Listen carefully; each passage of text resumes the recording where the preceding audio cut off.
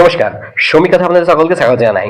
EPFO employees provident fund organisation মানে কর্মচারী ভবিষ্যৎ তহবিল সংস্থা। আপনি যদি কোনো কেন্দ্রীয় সংস্থা কিংবা রাজ্য সরকারের সংস্থা কিংবা এমন কোনো প্রাইভেট কর্মচারী রূপে কাজ করছেন, সেখানে 20 জন কিংবা তার থেকে বেশি যদি ওয়ার্কার বা কর্মচারী কাজ করছে, তার জন্য ইপিএফও অ্যাক্ট, মিসলেনিয়াস অ্যাক্ট দ্বারা 1952 সালে একটি অধিনিয়ম গঠন করা হয়েছিল। তার মাধ্যমে আপনার যে স্যালারি আপনি পাবেন তার 24% সিটিসির জমা করা হবে আপনার পিএফ এর খাতায়।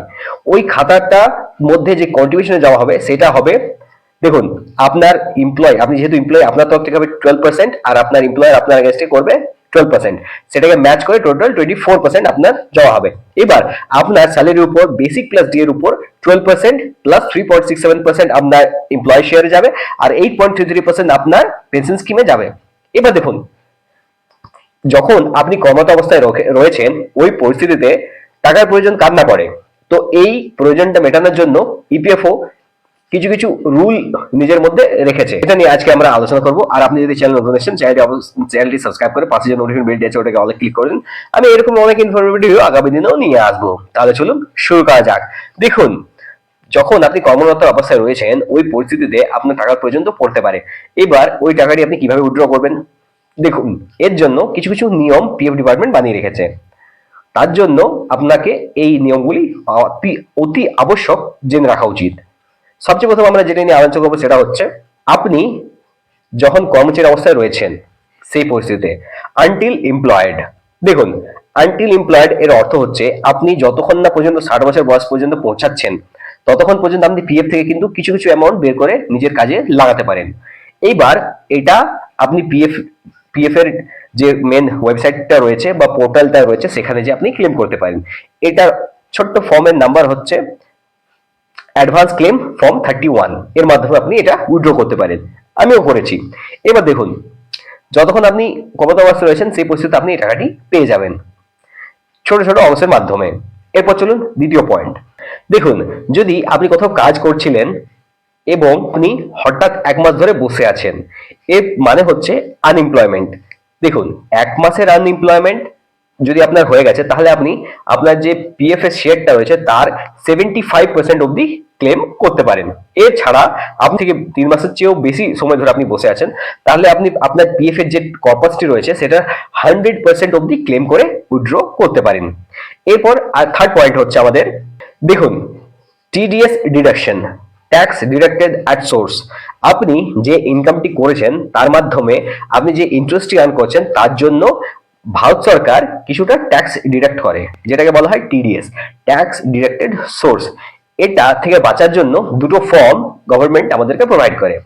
একটা ফর্মের নাম হচ্ছে ফর্ম 15G, আরেকটা ফর্মের নাম হচ্ছে 15H। এই দুটোর মাধ্যমে আপনি ক্লেম করে দিতে পারেন। তাহলে আপনার যে ইন্টারেস্টের উপর যে ট্যাক্স চেপে যায়, সেই ট্যাক্সটি এখানে কিন্তু আর কাটা হবে না। এবার চলুন আমরা 4 নম্বর পয়েন্টে নিয়ে কিছু কথা বলে নিই।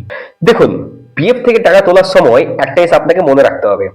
আপনি যদি আপনার সার্ভিসটা 5 বছরের ভিতরে আপনি যদি 50,000 টাকা উইথড্র করেন, তাহলে আপনার যে প্যান কার্ডটি রয়েছে সেটা যদি আপনি সঠিকভাবে প্রোভাইড করেছেন আপনার ইপিএফও ডিপার্টমেন্টকে, তাহলে আপনার যে ডিডাকশনটি হবে সেটা 10% হবে টিডিএস এর সোর্সে। যদি সেটা ট্যাক্সেবল হয়ে যায়, মানে ট্যাক্সের উপর আওতায় চলে আসে, তাহলে আপনার কিন্তু 10% ডিডাক্টেড হবে। এছাড়া যদি আপনার টিডিএস এর যে লিমিটটা আছে সেটা যদি 30% আপনার অ্যাকাউন্ট থেকে কাটা হচ্ছে, এর অর্থ হচ্ছে আপনি প্যান প্রোভাইড করেননি। তো অবশ্যই আপনি প্যান প্রোভাইড করুন আপনার পিএফ ডিপার্টমেন্টকে। সেটার কি একটা ট্রান্সপারেন্সি জিনিস চলে আসে। এর অর্থ হচ্ছে স্বচ্ছলতা।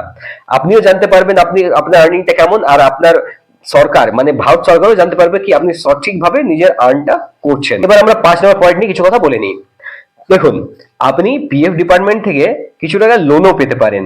আপনার যদি টাকার অতি প্রয়োজন পড়ে যায়, তাহলে আপনি কিছু কয়েক বছর সার্ভিস করার পর পিএফ ডিপার্টমেন্টের কাছ থেকে লোনের ব্যবস্থা করতে পারেন।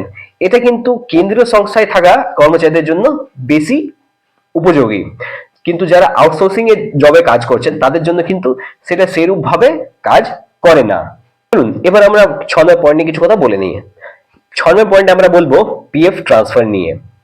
দেখুন, আপনি যদি কোথাও কর্মরত অবস্থায় রয়েছেন, সেখানে আপনি হয়তো কাজ করছেন, 4-5 বছর ধরে হয়তো কাজ করে যাচ্ছেন। এবার সাডেনলি কি হলো, আপনার এমপ্লয়ার চেঞ্জ হয়ে গেল। তো আপনার যে এমপ্লয়ার চেঞ্জ হয়ে গেছে, ওই পরিস্থিতিতে আপনার মনে হবে কি পিএফ এর টাকাটা এবার আমার কি করি, এবার তো হয়তো আমাকে উঠিয়ে নিতে হবে। কিন্তু না, পিএফ ডিপার্টমেন্ট আপনাকে একটা সুবিধা এখানে এনে দিয়েছে। আপনি আপনার টাকাটি পুরনো যে কোম্পানির কাছে পিএফটি জমা হয়ে আছে সেটা আপনি নিজের অ্যাকাউন্টে নিয়ে আসতে পারেন। বর্তমান যে এমনি এমপ্লয়ার এসছেন তার অ্যাকাউন্টে আপনি ফেলে দিতে পারেন। এটা কিন্তু সম্পূর্ণরূপে আপনার অ্যাকাউন্টেই থাকবে, আপনার এমপ্লয়ার অ্যাকাউন্টে যাবে না, আপনার অ্যাকাউন্টেই থাকবে। সেটার জন্য নিশ্চিন্ত থাকুন। আর পিএফ ডিপার্টমেন্ট খুব ভালো করেই জানে কি এটা আপনাকেই দিতে হবে। তো সেই জন্য ঘাবড়াবেন না।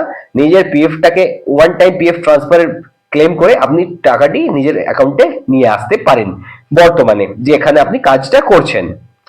আবার পরবর্তীকালে যদি আবার আপনার এমপ্লয়ার চেঞ্জ হয়ে যায়, তখন কিন্তু আপনাকে আবার সেম ওই প্রসেসটাই ফলো করে আপনি ওই টাকাটি আবার রিটার্ন নিতে পারেন নতুন এমপ্লয়ার অ্যাকাউন্টে। এর মধ্যে কিন্তু একটা জিনিস রয়েছে, আপনার এই পরিস্থিতিতে আপনার যে ইউএন নাম্বারটি আছে, ইউএন নাম্বার মানে হচ্ছে ইউনিভার্সাল অ্যাকাউন্ট নাম্বার, ওটা কিন্তু সেম থাকবে। আপনার ওটা কোনো পরিবর্তন হবে না। শুধু পিএফ এর যে অফিসটা আছে ওই অফিসের মধ্যে ওই টাকাটা লেনদেন হবে, ওই অফিসের মধ্যে শুধু ঘোরাফেরা করবে। আপনার এখানে ইউএন নাম্বার চেঞ্জ হওয়ার কোনো সম্ভাবনা কিন্তু নেই। এর অর্থ হচ্ছে আপনাকে যে টাকাটি আপনি আর্ন করেছেন এতদিন ধরে, যেটা আপনার পিএফ এ রয়েছে, যেটা আপনার পেনশনে রয়েছে, সেটাকে আপনাকে উইথড্র করতে হবে না। আর যদি ভুল করে আপনি উইথড্র করে দেন, তাহলে যে আপনার 10 বছরের যে পেনশন আওতায় আপনি পড়বেন ইপিএস 95 এর মধ্যে, যেটাতে কিনা আপনার 10 বছর সার্ভিস হওয়ার পর আপনার পেনশনের এলিজিবিলিটি আপনি পেয়ে যান, সেটা থেকে কিন্তু এটার মাইনাস হয়ে যাবে। তো ভালো হবে আপনি আপনার টাকাটি ট্রান্সফার করে নিন। এবার চলুন আমরা 7 নম্বর পয়েন্টের দিকে চলে আসি। দেখুন, 100% পিএফ উইথড্রল। দেখুন, যখন আপনি কর্মরত অবস্থায় রয়েছেন তখন আপনার পিএফ ডিপার্টমেন্ট আপনাকে কোনো রকম ভাবেই আপনাকে পিএফ এর টাকা তুলতে কিন্তু দেবে না। পিএফ খুব ভালো করেই জানে কি এটা আপনার ভবিষ্যতের একটা জমাপুঁজি, যেটা আপনার বুড়ো বয়সে অনেক ইম্পর্টেন্ট, এটা আপনার কাজে লাগবে। এবার দেখুন, এই টাকাটি যদি আপনি উইথড্র করে দেন আপনার যৌবনকালে কিংবা যখন আপনি কর্মরত অবস্থায় রয়েছেন, সেই পরিস্থিতিতে আপনার মধ্যে কিন্তু একটা টাকার অভাব আপনি বোধ করবেন, সেটা আপনি দেখতে পাবেন যে আমি অনেকটা অভাবে চলে এসেছি। এইবার এই পরিস্থিতিটাকে মোকাবেলা করার জন্য দেখুন, ভারত সরকার আবদ্ধ কি আপনাকে সুযোগ সুবিধাগুলোকে গড়ে দেওয়ার। এবার কোনো কারণবশত হয়তো আপনার কাজটি চলে গেল কিংবা আপনি আনএমপ্লয়মেন্টের মুখ দেখছেন, কেননা আপনার কোম্পানি বন্ধ হয়ে গেছে কিংবা আপনার এমপ্লয়ার চলে গেছে। এই পরিস্থিতিতে আপনি কি করবেন? এই পরিস্থিতিতে আপনাকে 100% টাকাটি আপনি যে উইথড্র করবেন তার জন্য কিন্তু আপনাকে 3 মাস অপেক্ষা করতে হবে। ওই 3 মাস অপেক্ষা করার পরই কিন্তু আপনি টাকাটি উইথড্র করতে পারবেন।